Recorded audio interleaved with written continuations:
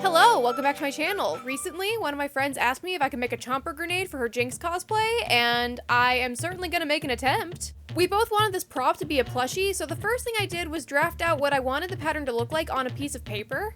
And I've never made a plushie with a complicated 3D shape like this before, so I have no clue what I was thinking. But once everything looked sort of correct, I started cutting out my template.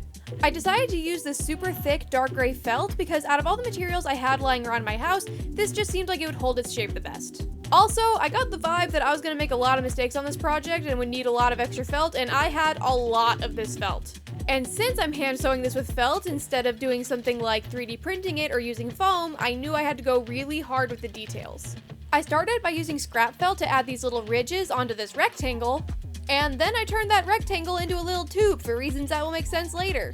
Then I got started on the base of the chomper grenade, and this is the part where I started to realize that maybe my pattern wasn't gonna work.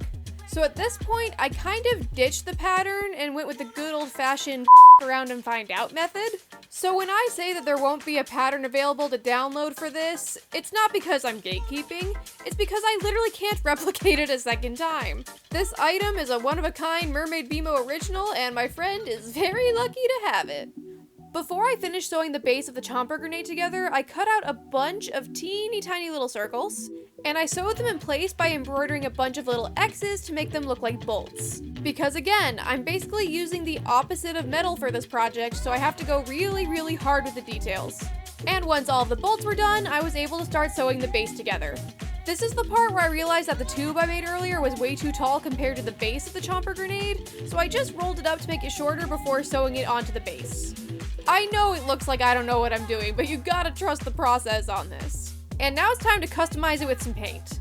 I used pink and blue fine tip acrylic paint markers and drew on a bunch of designs that we can find in Jinx's graffiti throughout the entire show. And I only got a little bit of paint on my hands, please be proud of me. But when I checked on the project the next day, the colors weren't as bright as I was hoping. So I grabbed my paint pens and carefully redrew over all of the designs that I did the day before. In season 1 of Arcane, Jinx's chomper grenades had these little speakers in them that she used to lure enforcers into a building, and while I knew that this was a detail that would get slightly obscured, I wanted to add it anyway. I hand sewed all of those pieces in place, but also embroidered some details just to make it look a little bit more accurate. Then it was time to move on to the actual chomper part of the chomper grenade. I did originally create a template for this part, but as I mentioned earlier, a lot of the template didn't work and I had to go with the around and find out method. And considering the fact that I had no clue what I was doing and I was making up all of this on the fly, it was actually going pretty well. For the grenade pin and all the other ring-shaped hardware on this project, I used keyrings. I just thought it would look slightly better than using felt for everything. I didn't even bother to make a template for the top of the chomper grenade. The shape I needed looked very similar to the top hats that I make for my frog plushies, so I just winged it. I added another keyring to the top because there is a ring there in canon. And once again, since it is a keyring, I told my friend that if she wanted to, she could use this as a bag charm.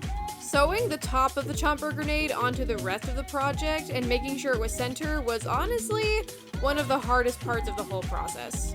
And I'm not gonna lie, it did end up a little bit off-center despite my best efforts, but it's okay, I'm only human.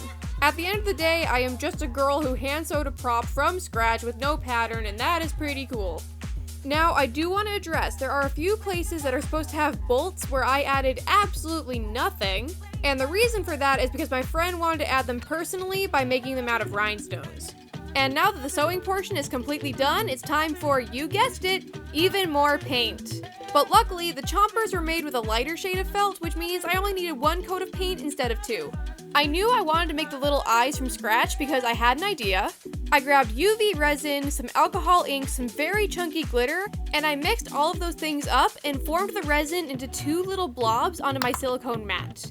After curing them, they looked a little something like this, and I glued them onto the chomper grenade, and that was it. Thank you so much for watching. If you liked this video, please remember to like and subscribe so you can see more of my shenanigans, and I will see you all in the next video. Bye!